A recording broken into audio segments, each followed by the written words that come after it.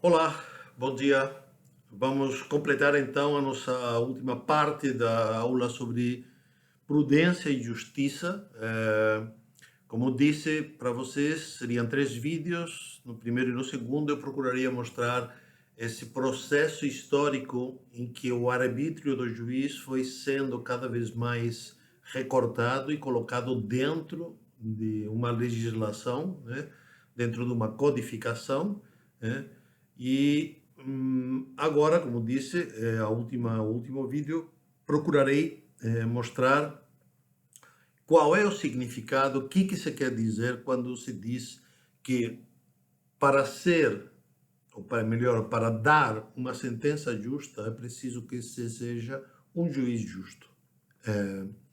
Eu vou repetir ideias que já falei, acho que espero que vocês tenham paciência comigo. Me parece que a única maneira de entender bem tudo isto é dando voltas em espiral. Eu acredito que a construção do conhecimento não se dá de uma forma linear, né? Se dá, pelo contrário, de uma forma em espiral. Cada vez vamos percebendo mais profundamente o sentido dos termos, o sentido dos conceitos, né? Então, a questão fundamental aqui vai ser precisamente isso. Quais são as qualidades necessárias para que um juiz seja considerado como alguém justo?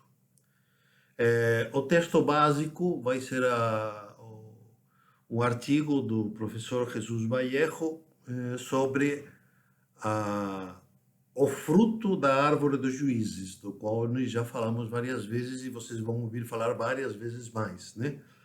É, esse é uma metáfora, a árvore dos juízes e o fruto da árvore dos juízes, uma metáfora, e construída no século XVI, né, por um jurista famoso, Juan Matienzo, sobre o qual nós vamos falar daqui a pouco. Primeiro, eu gostaria de explicitar conceitualmente tudo que diz respeito a ius, justiça, lex, lei. Isto aqui é uma questão etimológica, né? Não sei se vocês já repararam, mas é muito estranho que na tradição ocidental, quando se fala de justiça, logicamente está se fazendo referência a ius, né? Ius é, na tradição romana, ius, o termo, né, a tradução correta de ius é direito. Mas é gozado, né? Porque a gente utiliza a ideia de direito ligando-a com lex, né? Então, e não com justiça, né? Então, claro, fica meio, na hora que você faz a tradução, fica meio esquisito, né? Porque dá a impressão de que para que haja justiça é preciso a lei, né? E não o ius, né? Só que na tradição mesmo romana, os juristas romanos diziam que a palavra justiça, ou seja, o qualificativo, a virtude, a qualidade, justiça, vem precisamente de ius, vem de direito. E o termo juiz, também, iudex, é porque é ele quem diz o justo, é ele quem diz o ius, é ele quem faz a justiça. Nessa terminologia, a palavra lex não surge, nem aparece, está ausente. O lex, ou a lex, vai vir posteriormente. Ou seja, de alguma maneira, os romanos, quando lidavam com justiça, estavam lidando com realidades que não estavam ligadas à lei propriamente. A lei virá posteriormente. A lei será vamos chamar assim, a consumação da justiça, ou seja, uma vez que o juiz diz o que é justo e faz justiça, então, para que não se esqueça, se reduz a termo, se escreve uma lei, se escreve uma norma, se escreve uma regra, que vai ser exatamente isso, vai ser também dito em latim, regra iuris, a regra do direito, ou seja, uma espécie de guião mnemotécnico, ou seja, uma espécie de frasezinha que se utiliza para lembrar o que foi decidido, o que foi justo, né? Então, nesse sentido, o justo é algo que se vê, é algo concreto, não é propriamente uma faculdade. Desculpem, não é propriamente uma faculdade. Essa ideia de faculdade, né, que do direito é a faculdade de fazer, a faculdade de fazer, isso é hobbesiano. Isso aqui é o começo do contratualismo inglês, é o começo do Estado moderno, do que depois vai ser o Estado contratual moderno, né? A ideia de que o direito é uma faculdade que é dada pela lei. Mas isso é do século XVII, né? Do fim do século XVII e no mundo inglês, no mundo anglo-saxão, né? Na tradição romana, ocidental, latina, o direito tem a ver com algo específico, uma medida, algo concreto, o quanto de direito. Se falava assim, quid iuris, quanto de direito. Quer dizer, quanto que eu devo pagar para uma compra e venda? Quanto que eu devo pagar para um aluguel? Quanto que eu devo restituir? Quanto tempo eu tenho que ficar na prisão? É algo concreto, uma medida. Não é uma faculdade de fazer, né? Então, o juiz que diz o que é justo é aquele que é justo. Ou seja, isso aqui eu não estou, desculpem, mas eu não estou brincando com as palavras. Entendia-se que para o juiz poder dizer eficazmente, efetivamente, o que era justo, ele precisava ser justo.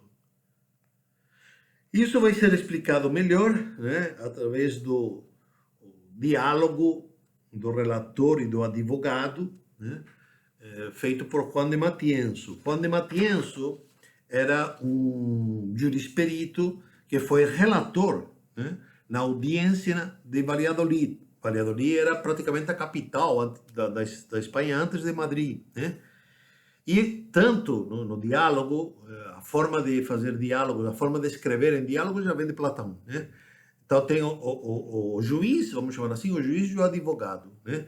Então o advogado vai tirando sarro do juiz, porque o juiz imaginado ou criado por Matienzo é um juiz que fala que o juiz é como uma árvore, né? Então o advogado dá risada, não fala, mas o que tem a ver juízes e árvores, né? Então ele fala, olha, vou te explicar. O relator diz, vou te explicar. Então aqui é o Matienzo falando, né? Então a metáfora da árvore é interessante por quê? Porque permite criar uma figura, era assim que não se falava através de abstrações e através de conceitos, já falamos isso muitas vezes. Se criava uma figura e nessa figura era visto, podia-se ver as qualidades, as necessidades, as funções que o juiz deveria ter, né? Então, a ideia importante dessa árvore é assim, tudo na árvore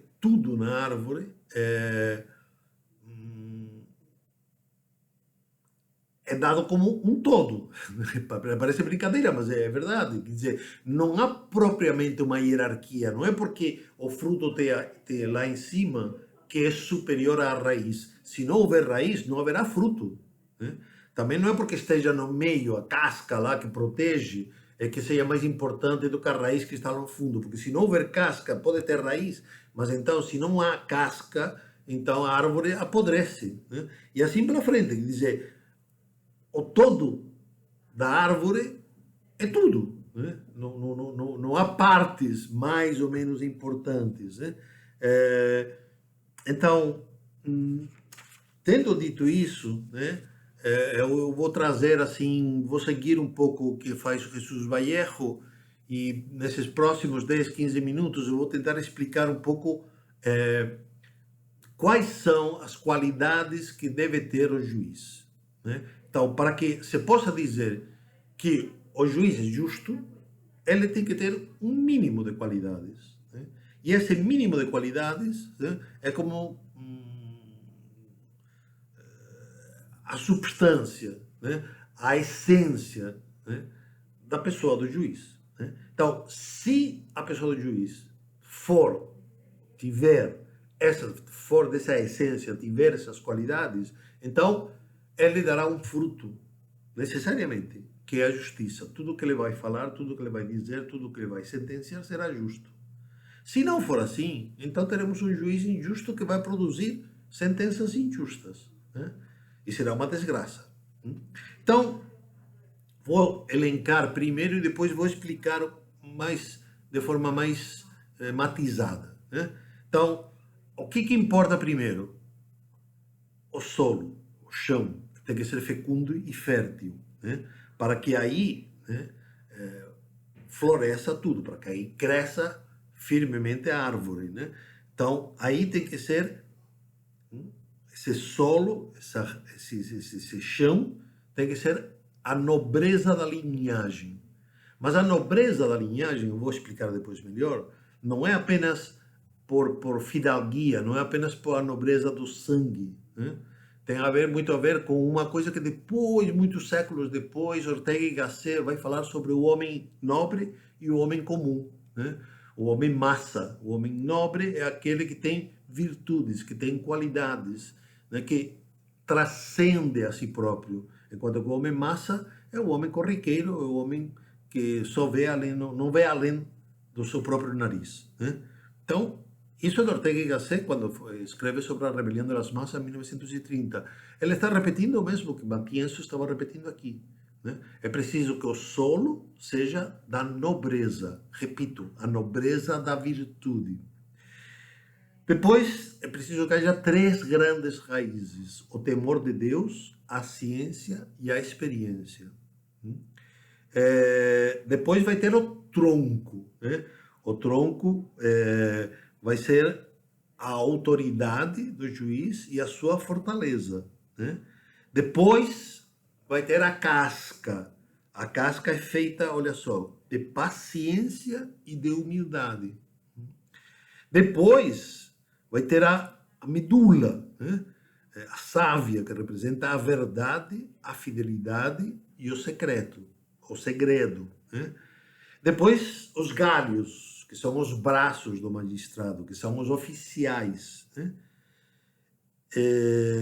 Depois, além disso, estão as flores da eloquência, da afabilidade e da cortesia, né? Depois, as folhas, né? As folhas da prudência e, finalmente, o fruto. Isso aqui está parecendo Milton Nascimento, né? O fruto é a justiça e a equidade. O Milton Nascimento tragaja flor e fruto, né? Acho que é do coração do estudante, né? Então, agora vamos ver um pouco mais detalhadamente todas essas questões, porque tudo isto configura a qualidade ou as qualidades essenciais do juiz. Sem isto, ou sem muitas dessas qualidades, é muito difícil que haja uma justiça na sociedade. A pessoa nobre é nobre se for virtuoso, magnânimo, temperado, prudente e afável, sem deixar-se levar pelo lucro ou pelo interesse. Isso é Matienzo falando, né? Então, ele quando fala de nobre, por um lado fala que é uma linhagem nobre feita pelo sangue, né? Mas ele explicita, né? Existem nobres que são perversos, existem nobres que são corruptos, existem nobres que são viciosos. Não é desses nobres que ele está falando. Ele está falando dos nobres, das pessoas nobres que são virtuosas. E essas virtudes são estas que eu acabo de falar. Em contradição àqueles que ele vai chamar de rústicos. Que não é que sejam rústicos porque moram ou trabalham no campo, são rústicos porque são rudes, porque são viciosamente rudes, né? Porque tem rudeza, porque tem estupidez, porque tem desumanidade, porque são desonestos, porque são selvagens. Isso é o próprio da rusticidade.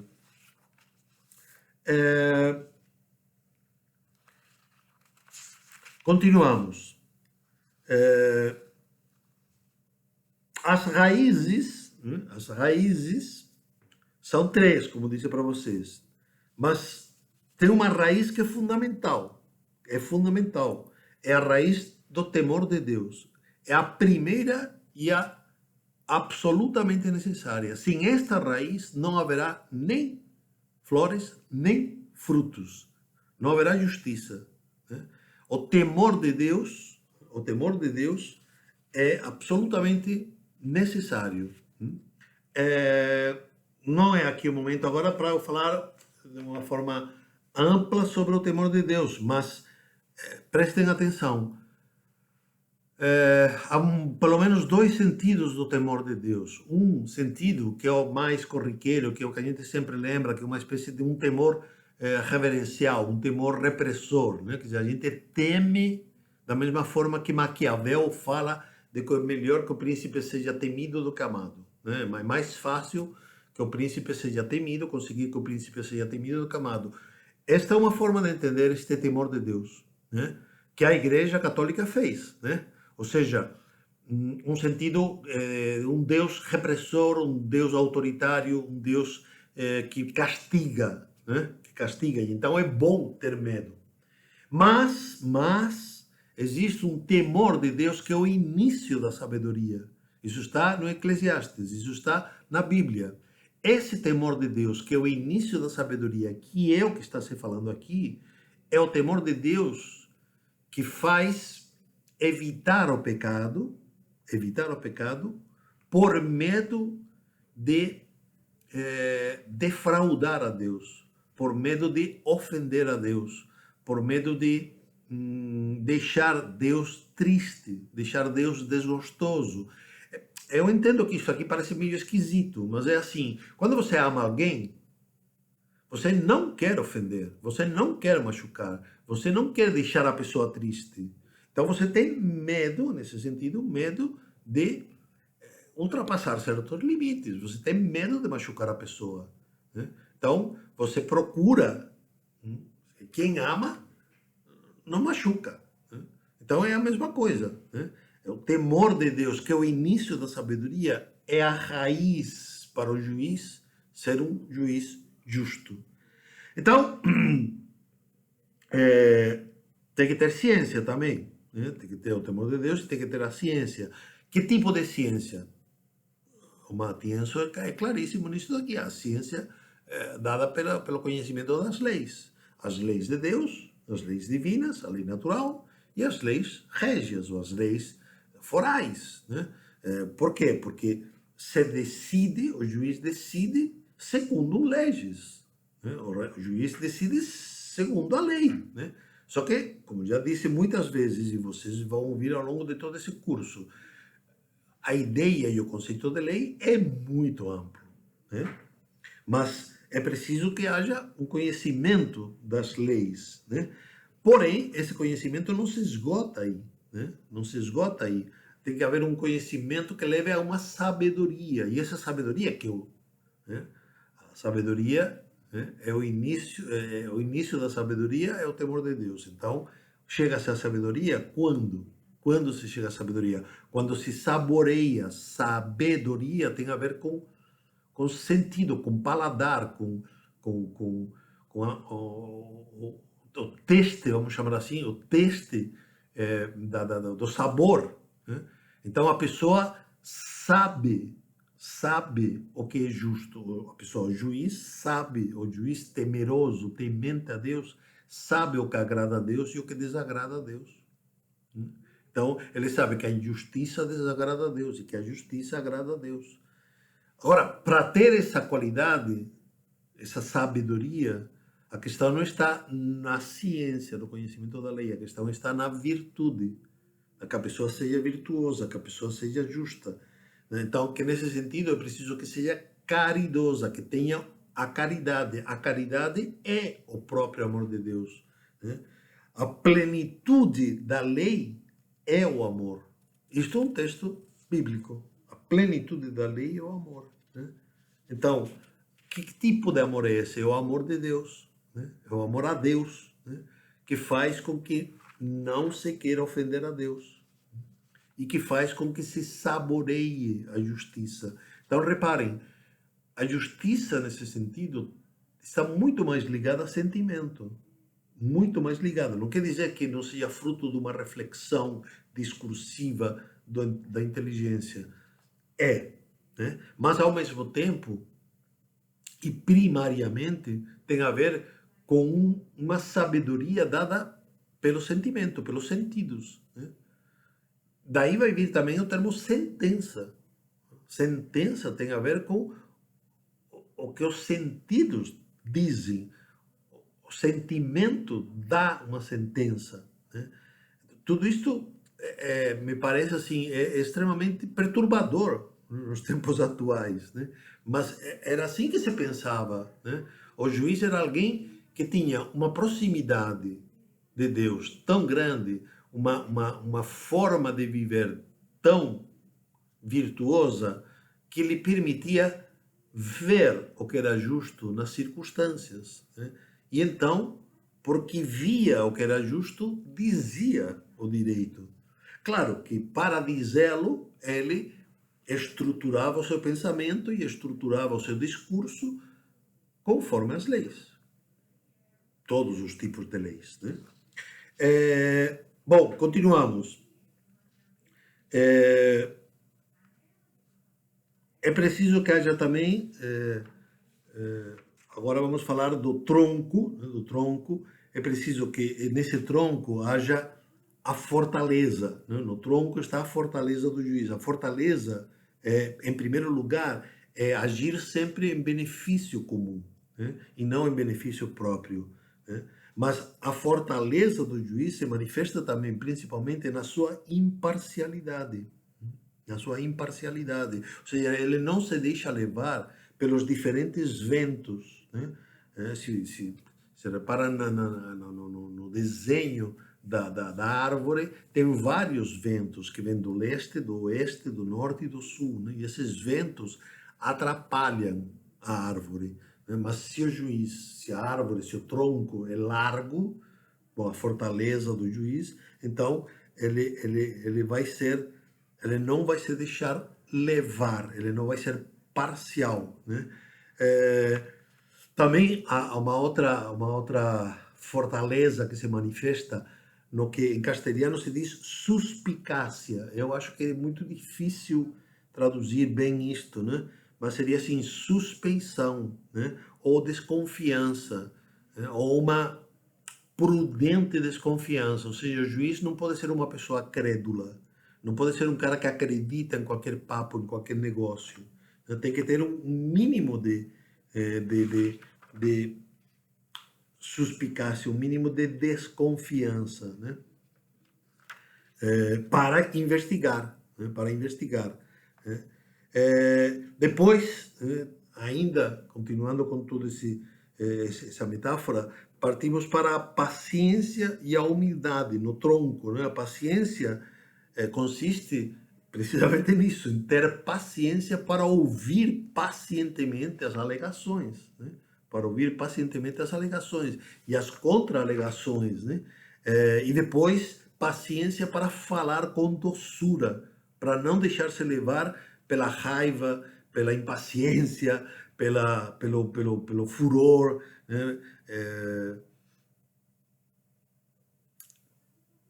De tal maneira que acabe, vamos chamar assim, machucando as pessoas, né?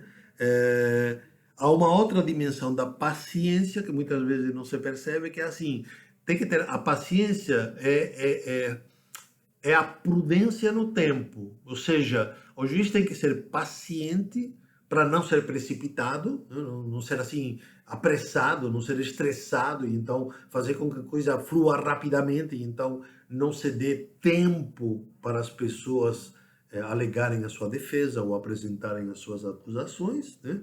E se realizar as suas provas, né? É preciso que haja esse tempo, né? E para isso precisa de paciência, né? Mas ao mesmo tempo também é uma paciência prudente, quer dizer, não se pode fazer dilações, não se pode ficar enrolando, não se pode ficar fazendo com que a justiça seja uma coisa lenta, né? Porque então não será justiça, né? Então o processo tem a ver com isso, o processo tem a ver com uma celeridade que é dada pela prudência paciente do juiz. E para isso o juiz tem que ter arbítrio. Se ele não tiver arbítrio, se ele não souber dar tempo, ou cortar, ou apressar o tempo, então pode-se acabar sendo injusto. Né? Pode-se acabar sendo injusto. Depois, que outras, né, qualidades são necessárias? Então, agora já entrando, né, nas flores, nas folhas, nos frutos, né? Então, por um lado, a cortesia, a urbanidade, a afabilidade e a eloquência, né? Essas são características específicas do juiz. O juiz tem que ser capaz de ser eloquente, né? Ou seja, expressar bem o seu raciocínio, expressar bem os seus argumentos, tem de ser afável, né? Não pode falar através de palavras ásperas, né? Não pode falar através de grosserias, né? Tem de ser cortês, educado. Cortês significa educado, urbanizado, civilizado, né? Tudo isso é uma flor, né? É uma flor da justiça. É bonito isto, né? É, o juiz não pode ser arrogante, né? Às vezes nos encontramos juízes arrogantes, né?